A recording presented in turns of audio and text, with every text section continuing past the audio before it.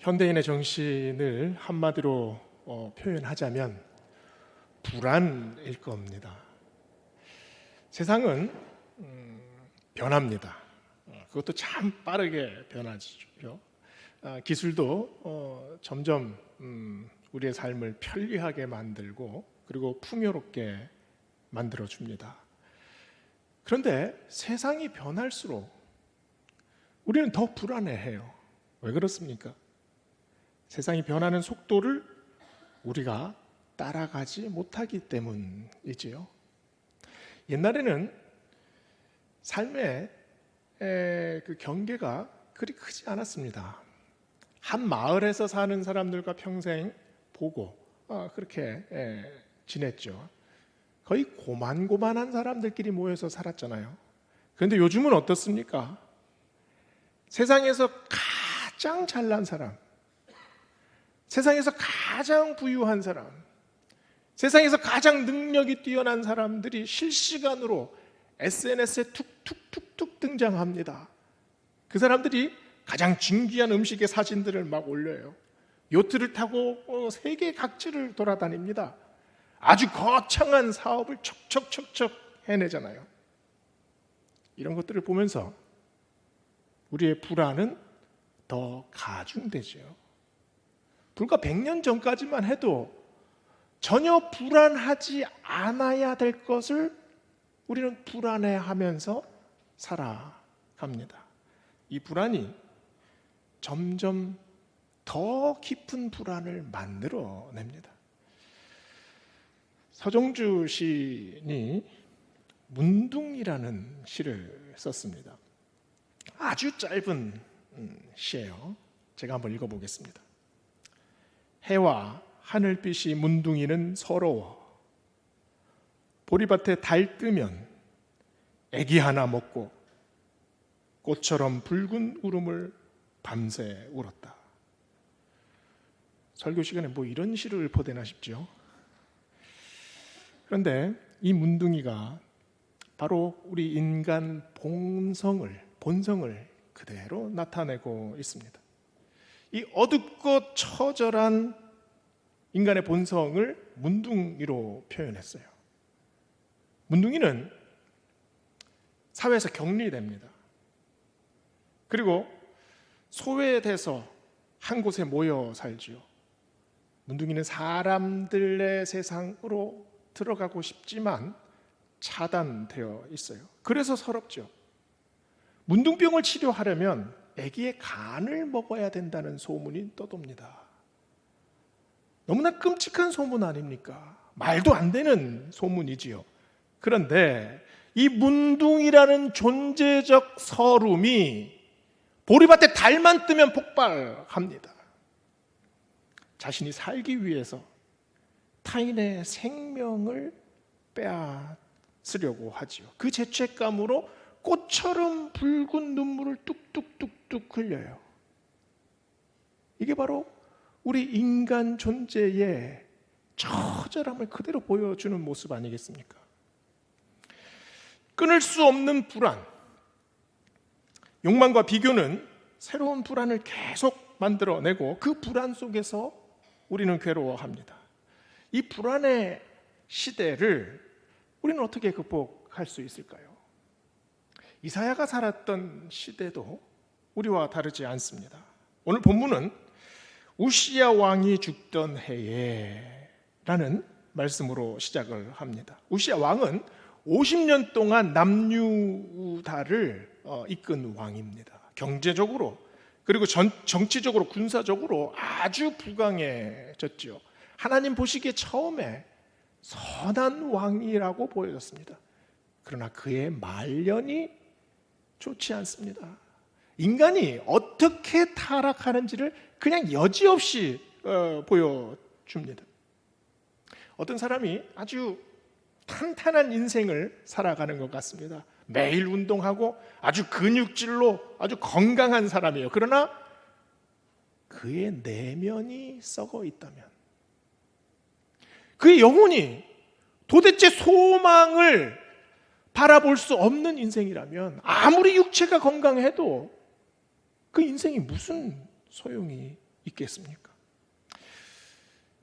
남유다의 상황은 지금 아시리아의 이 중동 지역에 새로 등장한 신흥 강자 아시리아의 위협을 받고 있습니다. 이미 북이스라엘은 침략을 받고 계속 집요한 그 수탈에 시달려요. 남유다 백성들도 불안했습니다. 이제 곧 전쟁이 터질 텐데, 이제 곧 우리가 가진 것을 모두 다 빼앗길 텐데, 극도의 혼란 그리고 극도의 불안의 시대를 살아갔습니다. 오늘 말씀은 이런 불안의 시대에 이사야를 부르시는 하나님의 음성입니다. 그런데 오늘 말씀을 가만히 보면 하나님께서 이사야를 부를 때 세 단계를 거쳐서 이사야를 부르십니다. 첫 번째로 하나님은 위에서 부르십니다.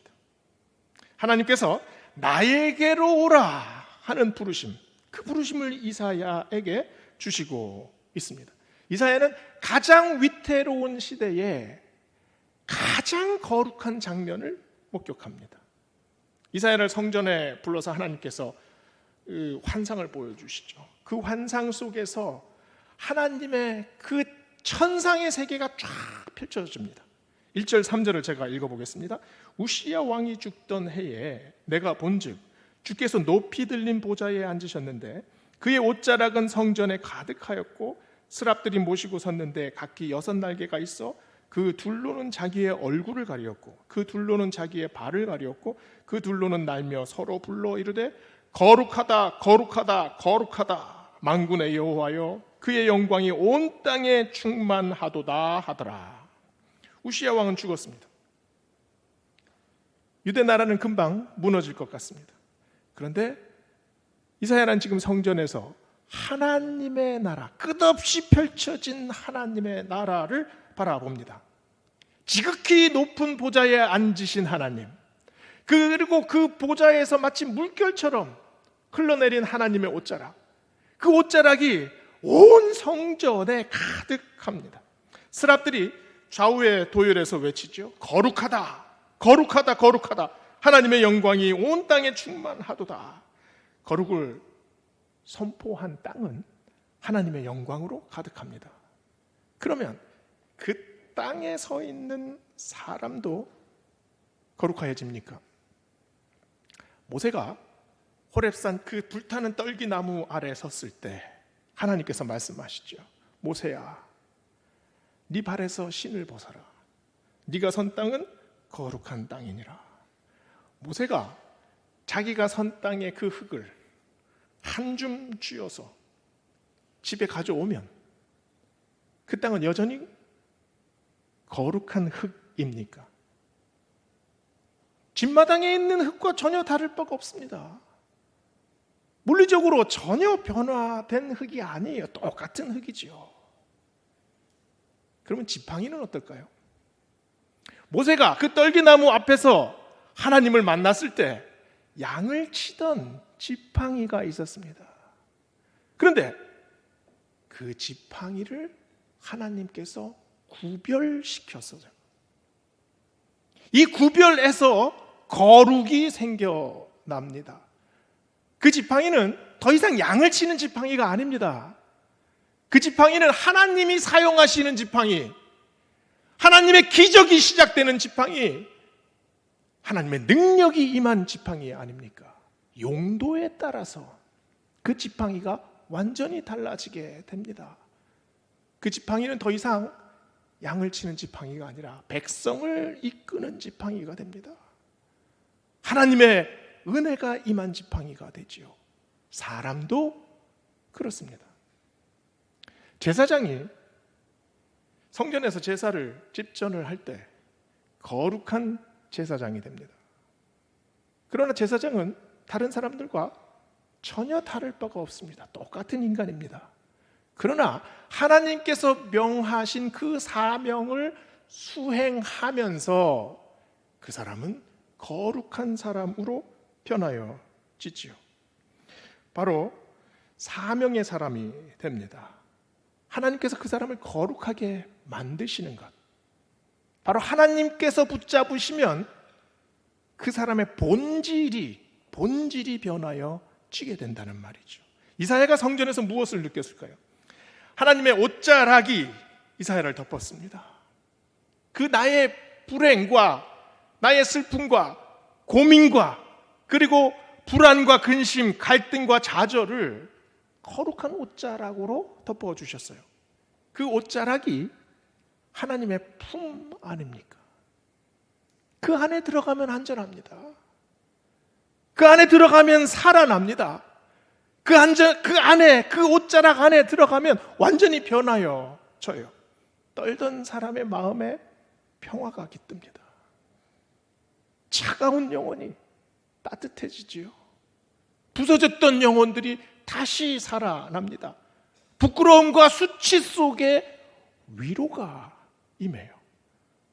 죽음으로 어두워졌던 그 영혼 안에 생명이 깃들고, 더 중요한 것은 이 사람들의 마음에 사명이 생겨납니다. 왜냐하면 그 옷자락이 하나님의 이불이지 않습니까? 은혜의 이불, 거룩한 이불, 생명의 이불.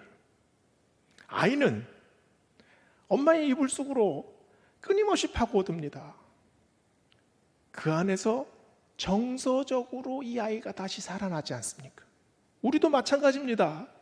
우리도 우리 영혼 속에 하나님의 거룩하심을 향한 그 갈망이 있습니다. 하나님의 거룩하심이 우리의 영혼을 살리시기 때문입니다. 거룩은 생명입니다. 그래서 거룩은 은혜예요. 너의 하나님 여호와가 거룩하니 너희도 거룩하니라. 구약의 중요한 주제의 말씀입니다. 이 말씀의 의미가 뭡니까? 하나님은 사랑이시니 너희도 사랑이니라. 하나님이 너희의 아버지시니 너희가 다 하나하나가 하나님의 딸이고 하나님의 아들이다. 이 말씀 아닙니까? 이 생명의 옷자락 안에 덮일 때 우리의 영혼의 생명이 살아납니다. 우시야 왕이 죽었을 때 우리가 무엇을 바라봐야 하겠습니까? 우리 인생에 불안이 엄습할 때, 서름으로 내 인생이 복받칠 때, 두려움으로, 부끄러움으로, 수치심으로 자꾸 어두워질 때 우리가 무엇을 봐야 하겠습니까? 하늘을 바라봐야 합니다. 하나님을 경험해야 합니다. 거룩함으로 내가 진입해야 합니다. 거룩은 찬송입니다. 거룩은 하나님의 영광입니다. 그래서 내 인생이 아무리 부족해도, 내 인생이 아무리 초라해 보여도, 내 인생이 비참함 속에서 사는 것 같아도 내가 그 거룩함 안으로만 들어가면 내 영혼이 다시 살아납니다.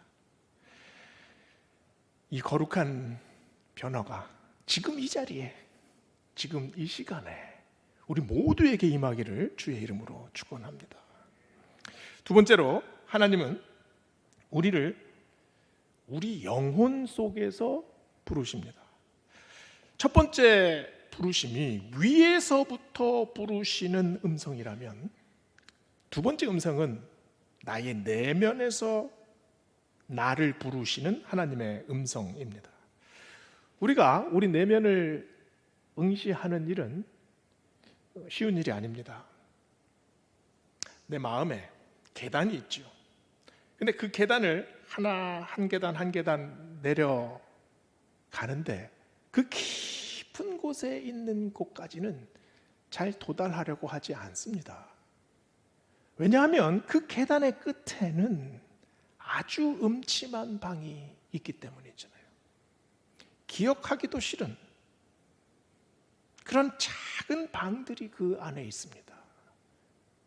그래서 그 계단 끝까지는 우리는 내려가려고 하지 않아요. 제가 상담 공부를 할 때 저와 진지한 이야기를 나눈 한 분이 생각납니다.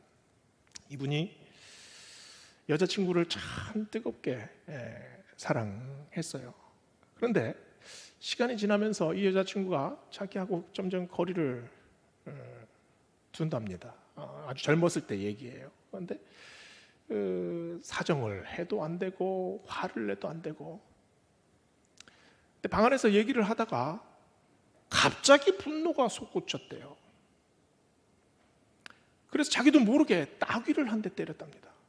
근데 이걸 그칠 수가 없는 거예요.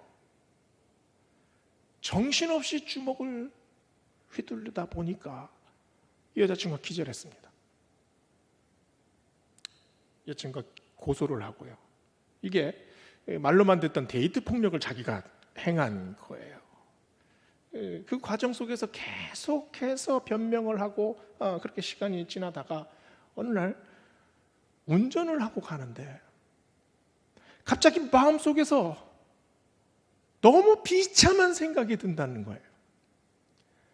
내가 왜 나의 이 불안과 나의 이 그 욕심을 왜 여자친구에게 그렇게 쏟아부었을까? 왜 나는 이따위로 살고 있을까? 도저히 운전을 할 수가 없었답니다. 그래서 중간에 차를 세우고 고개를 쳐박고 있는데 눈물이 저절로 막 흐르는 거예요. 그런데 그때 마음속에 뜬금없이 당신은 사랑받기 위해 태어난 사람, 이게 맥락도 없는 생각 아닙니까? 이게 왜 갑자기 어렸을 때 들었던 그 찬양이 자기 안에서 떠오르냐는 말이에요. 이분이 이때 하나님을 만난 것 아니겠습니까? 이사야는 하나님의 거룩함을 경험하고 나서 자신을 돌아봅니다. 5절 말씀을 보면 그때에 내가 말하되 화로다 나여 망하게 되었도다.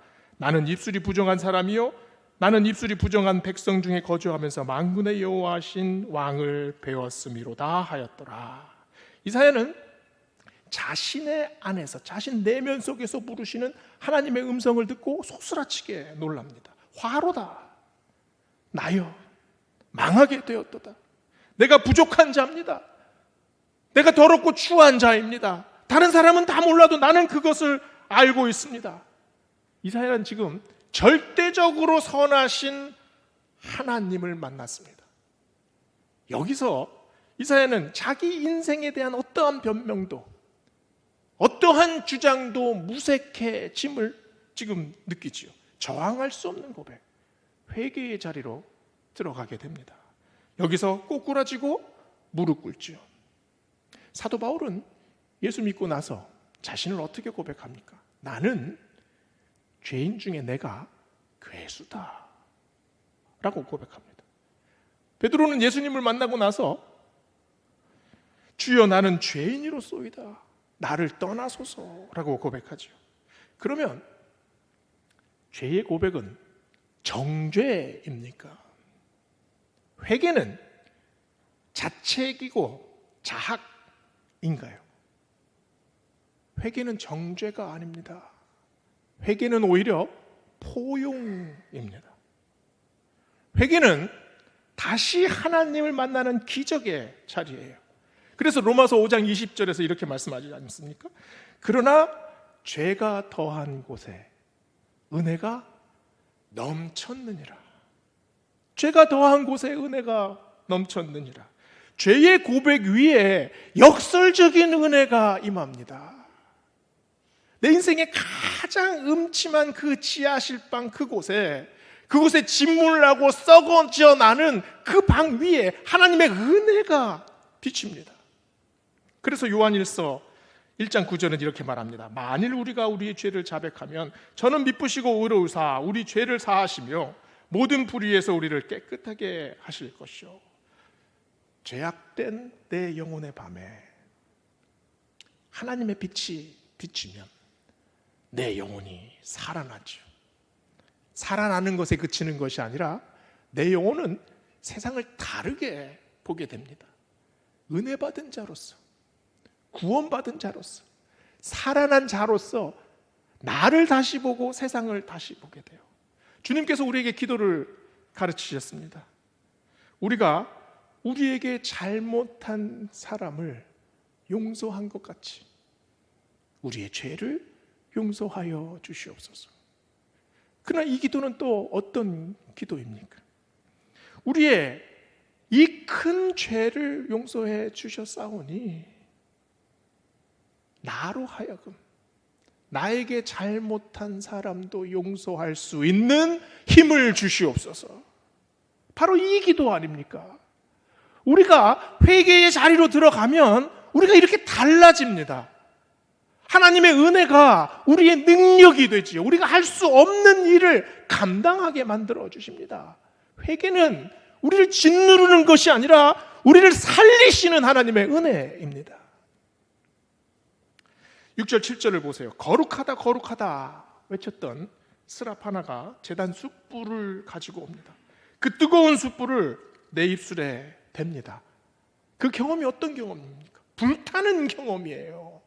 가장 고통스러운 경험이지요. 마치 그 뜨거움에 감전되는 것 같습니다. 왜 제단 숯불입니까? 속죄 제물을 태웠던 그 거룩한 제단, 그 거룩한 제단의 불길이 바로 그 숯불입니다. 그 숯불 위에 어린 양의 피가 있습니다. 그 어린 양의 피가 무엇을 상징하십니까? 예수 그리스도의 희생을 상징합니다. 그 불길로 우리의 죄악을 태웁니다. 그 죄악의 정점이 어디에 있습니까? 나의 입술에 있습니다. 내 마음과 내 영혼과 내 어두운 이 마음과 직결된 통로, 바로 그 입술에 있지요. 우리는 입술로 사람을 비난합니다. 다른 사람들을 좌절시킵니다. 절망시키고 무시하고 갈라놓고 음해하고 그리고 저주합니다. 이런 우리의 입술에 임한 그 숯불의 불길이 어떤 불길입니까? 성령의 불길입니다. 거룩한 제단에서 불타오르던 그 불길, 우리의 죄악을 사해 주시는 그 불길, 호렙산 꼭대기에서 불타는 떨기나무에 임했던 그 불길, 시내산을 진동시켰던 그 불길, 갈멜산 꼭대기에서 폭포수처럼 임했던 하나님의 성령의 불길, 오순절날 사도들에게 임했던 혀에 갈라지는 것 같은 성령의 불길, 그 불길이 임한 것 아닙니까? 7절에서 말씀합니다. 그것을 내 입술에 대며 이르되 보라, 이것이 내 입에 닿았으니 내 악이 제하여졌고 내 죄가 사하여졌느니라. 악이 제하여졌다. 카바스라는 말입니다. 이 카바스라는 말이 없애다라는 말도 있지만 짓밟다라는 말이 있어요. 이 말이 무슨 말이겠습니까? 빨래를 할 때 발로 꾹꾹 밟으면서 묵은 때를 벗겨냅니다. 하나님께서 우리의 죄악을 밟고 계십니다. 꾹꾹 밟아서 우리의 묵어있는 때를 하나하나 벗겨내십니다.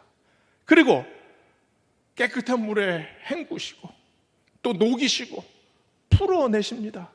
그리고 꼭꼭 짜서 탁탁 말려주시는 그 모습이 지금 여기에 있지 않습니까? 오늘 하나님 우리 내면에 거룩한 숯불의 경험을 주십니다. 나의 내면에서 부르시고 계시는 하나님의 음성, 그 음성을 들었을 때 우리는 노래합니다. 나의 입술의 모든 말과 내 마음의 묵상이 주께 연락되기 원하네. 이 찬양이 우리 모두에게 임하시기를 축원합니다. 세 번째로 하나님은 우리를 세상으로 부르십니다. 8절에서 이사야가 무엇을 들었습니까? 내가 또 주의 목소리를 들으니 주께서 이르시되 내가 누구를 보내며 누가 우리를 위하여 갈고 하시니 그때에 내가 이르되 내가 여기 있나이다 나를 보내소서 하였더니, 지난 화요일 제가 경상북도 영천에 있는 자천교회, 그 자천교회를 몇몇 목사님 분들과 함께 다녀왔습니다.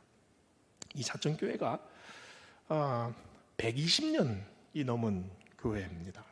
이 한옥으로 지어진 아주 독특한 교회예요. 이 담임 목사님으로부터 제가 여러 가지 이야기를 들었어요. 이 교회에는 그 권현중이라는 분이 그 초기 선교사였던 그 제임스 아담스 선교사를 만나서 세운 교회예요. 이 아담스 선교사는 당시 그 경북 일대를 계속 선교를 28년간이나 하셨는데요. 대구 제일교회를 세우시고 또 동산병원의 전신인 그 의료원을 세우신 분입니다. 이 권원중은 그 의병 활동을 하다가 숨어서 이 영천에 들어왔는데 여기서 우연히 딱 길에서 아담스 선교사를 만나요. 그래서 예수를 믿고 자기 가산을 팔아서 이 영천에 이 그 자천교회를 세웠습니다. 이 교회가 참 독특한데요. 강단에서 딱 쓰면 한가운데 칸막이가 딱 있습니다. 그래서 이쪽에는 여자, 이쪽에는 남자가 앉게 되어 있어요. 이 앉아있는 회중들은 서로를 못 봅니다.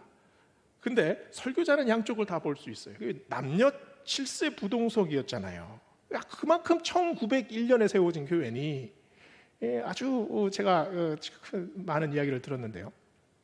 몇 년 전에 이 아담스 선교사의 고향 교회 캔자스에 있는 그 토피카 장로 교회 목사님이 이 자천 교회를 방문했답니다.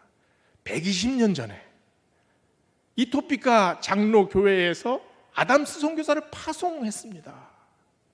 그런데 이 목사님이 한국에 온 이유는 자꾸 사라져가는 그 복음의 열정, 성령의 은혜를 다시 느끼고 싶어서 한국을 방문했습니다. 그래서 그 일정이 그 대구 제일교회와 동산교회를 거쳐서 자천교회까지 오게 됐는데 이 대구 제일교회와 동산병원에서는 그렇게 큰 감명을 받지 못했답니다. 그런데 자천교회에 와서 이 목사님의 울음이 왈칵 터졌습니다. 왜냐하면 정말 우연히 여기서 권헌중 장로님의 후손들을 만나요. 이 권헌중 장로님의 후손들이 4대가 함께 모여서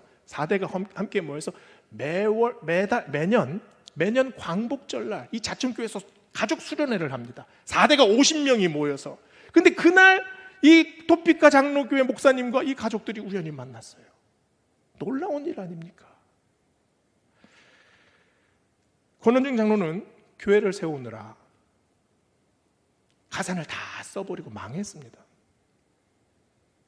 그런데 120년이 지나서 그 후손들이 4대가 함께 모이는데 그 전에 돌아가신 3대까지 지나면 7대가 120년이 지나도 매년 8.15 해방이 되는 그날 이 교회에 모여서 수련회를 합니다. 그 모습을 이 토피카 장로교회 목사님이 봤어요.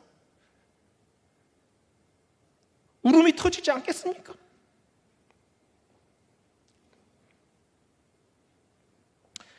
하나님의 부르심은 마치 산이 부르는 소리와 같습니다.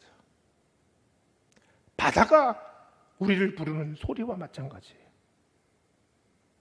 산속에 큰 자작나무들이 바람이 불 때 唰 움직이는 소리를 모든 사람이 들을 수 있는 건 아닙니다.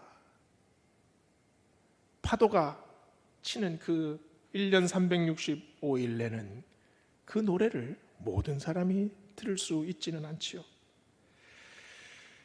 내가 누구를 보내며 누가 우리를 위하여 갈고, 하나님께서 불특정 다수에게 하시는 말씀 같습니다.